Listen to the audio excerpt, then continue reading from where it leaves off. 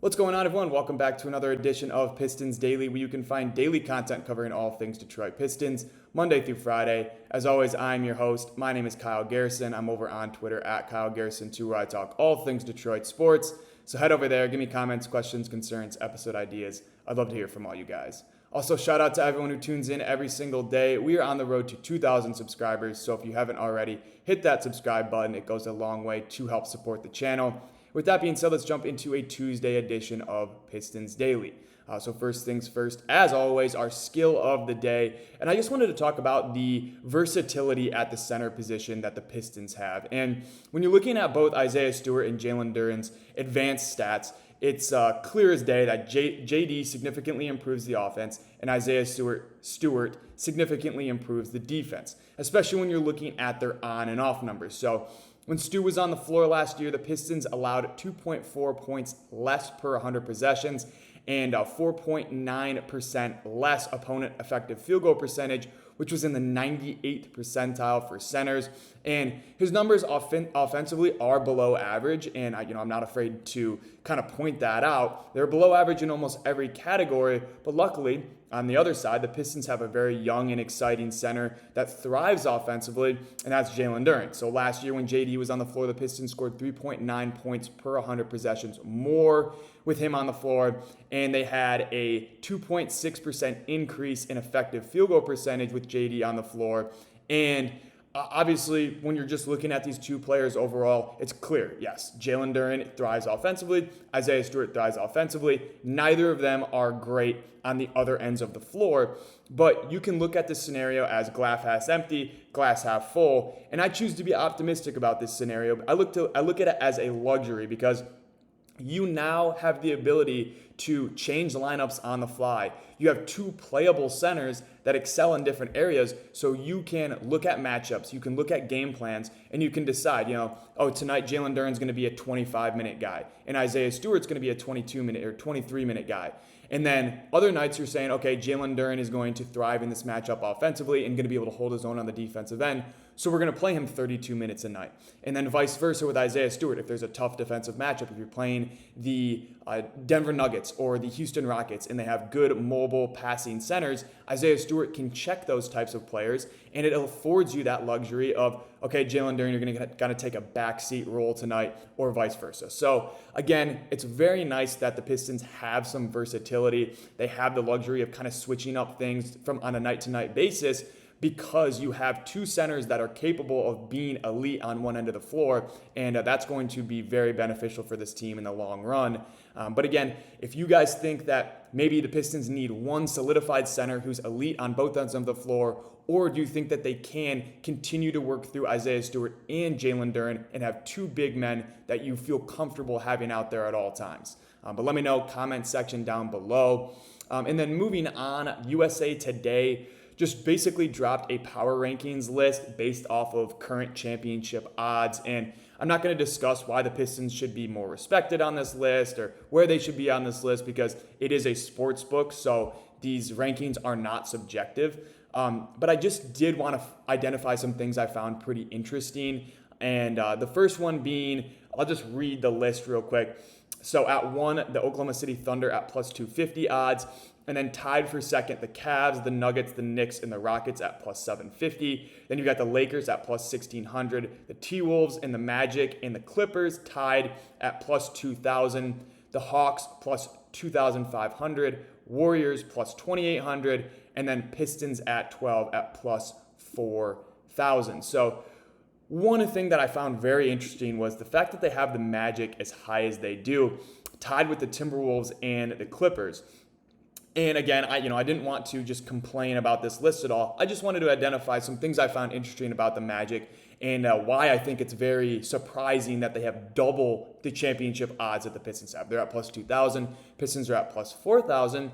And it is very intriguing because the Magic are a very young team. They're relying on Jalen Suggs to come back healthy, who in his career has played 48 games, 53 games, 75, which is his highest total, and then 35 games last year. So he's only played one season with 25 games played, and he has a career 1.5 assist to turnover ratio, including last year, which he was 3.7 assists to 2.9 turnovers per game last year. And, that's just simply put, that's not good.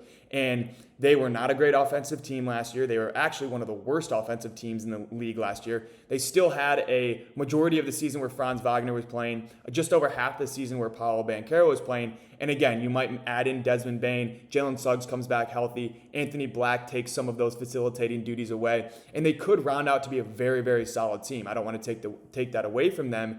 But they are still trying to figure out kind of where that offensive production is going to come from. Is Franz Wagner kind of that guy where you want him to be a point forward? Or is Paolo Banchero one of those guys you want to be a point forward? Because last year when Paolo had the ball in his hands, he was not great in decision making. He took way too many long mid-ranges, which was one of the worst shots in basketball. We've talked about Cade Cunningham cutting back on those. But Paolo Banchero was one of the highest in the league when it came to long mid-range jumpers, just because if he can't get downhill and get to the rim, he is pretty limited offensively. So there's a lot of question marks surrounding this Magic team. And again, I'll reiterate, they're very young, they're very exciting. I think Franz Wagner is an insanely good player. I'm a little bit lower on Paolo Banchero than some might be, but I still do think that he's a very talented prospect. He was a number 1 overall pick for a reason. I just think it's very interesting to have the Magic this high on the list, up there with teams like the Clippers and teams like the Timberwolves, who have proven that they can make runs in the playoff. The Magic, they haven't won a playoff series in the last 2 years. They've made it, but so have the Pistons. And the Pistons were better than them last year, and they were healthier last year, and they were a more balanced offensive attack last year. So it is very interesting to me to have the Magic this high. And then you got teams like the Hawks as well, who are above the Pistons. And, the Hawks, what did they add? Kristaps Porzingis, which is great. And you get the return of Jalen Johnson, second year of Zachariah Risache. So, yes, there's a lot to like about this team. Luke Kennard, Nickeil Alexander-Walker will bring them great depth. But again, is that going to really solve their defensive and offensive problems that we've seen from them the past couple of years? Are they really going to vault themselves into championship contention with the addition of Kristaps Porzingis? I mean, who knows? Maybe the Celtics did it, but again, the Celtics had Jason Tatum and Jaylen Brown and an unbelievable coaching staff, unbelievable front office, and they're one of the most historic teams in basketball. So are the Hawks poised to kind of make that jump? Only time will tell, but I still have some question marks surrounding them, and I do think that is very interesting that the Pistons are as far behind them in championship odds as they are right now. But then again, I think, we'll get into December and these championship odds will start to even out. I think the Pistons will kind of work their way up into that top 10, and they'll be in the same tier as the Hawks and the Magic. But right now, I think teams are a little bit, or NBA media and odds makers are a little bit lower on the Pistons because they did lose Malik Beasley. But again, only time will tell. I do think this Pistons team is very, very good and can hang in a 7-game series with a lot of the teams that are in front of them. But let me know in the comment section below, do you think that plus 4,000 odds to win the championship is too high, too low, or just right for the Pistons? And just overall, what they need to do this season in order to improve those odds going forward.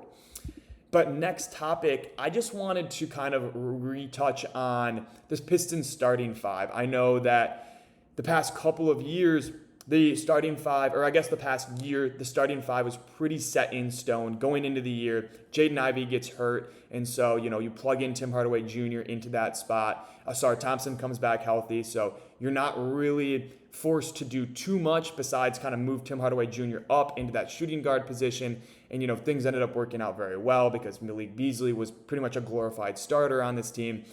But right now, the Pistons have been looking at a starting lineup of Cade, Jaden Ivey, Asar Thompson, Tobias Harris, and Jalen Duren for pretty much the entire offseason. And training camp is less than a week away, so we'll get our answer. But is there any possibility where we see the Pistons roll out a different starting lineup on October 22nd versus the Bulls? I think short answer is no. I do think that the 5 I listed will be that starting 5, but who knows? Jaden Ivey might not be ready for a full return. We might see Duncan Robinson or Karis LeVert in the starting lineup. I mean, preferably Duncan Robinson for the floor spacing, but you never really know what the Pistons want to do. If they do want to add a really good movement shooter like Duncan Robinson to the starting lineup, that could always be a scenario. I don't really see a world where Asar Thompson isn't your full-time starting forward unless you play some small ball with Asar at the 4, Duncan at the 3, and Tobias coming off of the bench for more, just, again, a bona fide floor spacer in Duncan Robinson. But again, it's going to be very interesting to see kind of how they structure their lineups, not just the starting lineup. And I do think that Duncan Robinson will probably be more beneficial coming off of the bench. He can add some flair to a lineup where you have Jaden Ivey, Karis LeVert, Duncan, Ron Holland, and Isaiah Stewart. Could be a very fun lineup as well. So it's going to be interesting to kind of see how they fix those rotations, what those look like.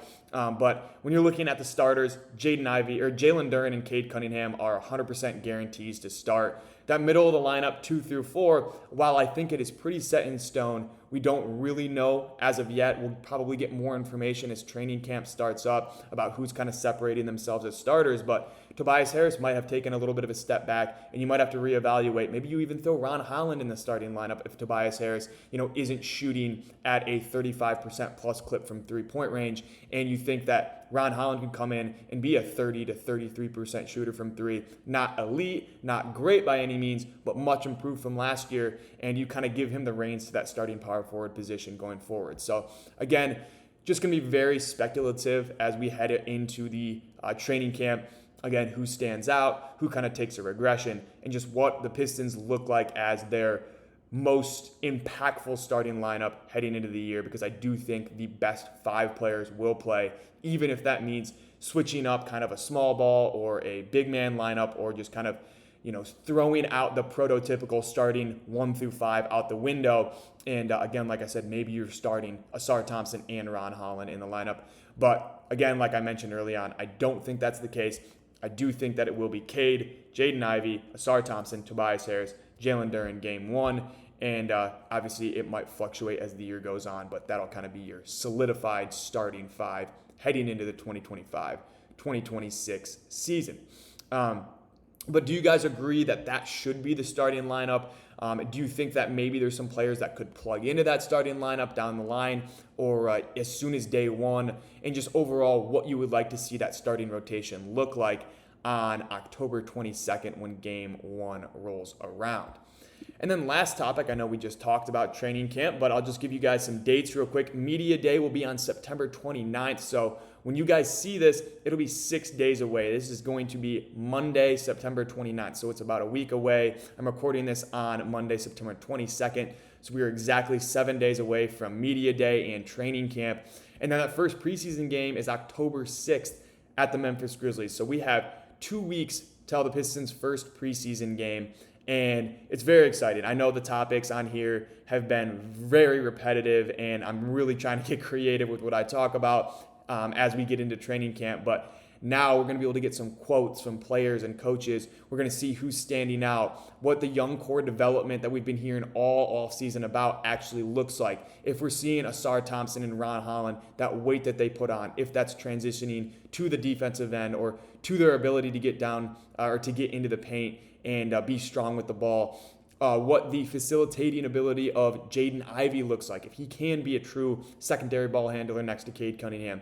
Some of those questions we're at least going to get previews of before we get official answers during the regular season. But again, we're just looking for anything basketball right now. And we're going to learn a ton about this Pistons team over the next few weeks leading into the regular season. So again, stay tuned. I'll just dive into everything I hear out of camp and getting you guys prepared for what is probably the most anticipated season since at least 2017, if not longer. I think that 2017 offseason with kind of what Stanley Johnson did in the playoffs, I think, at least for myself, I was very excited to see what he was going to do. Andre Drummond was playing really the best basketball he played in his career. So that 2017 season I was very excited for. Obviously, it was a horrible season.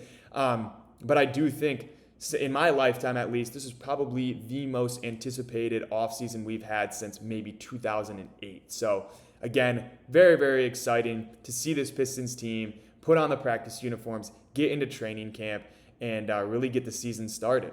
But that's all I've got for you guys today on a Tuesday edition of Pistons Daily. As always, like, subscribe, comment, turn on post notifications, and follow me on Twitter at Kyle Garrison too. Also head over to Spotify, leave a 5-star review and a follow if you can.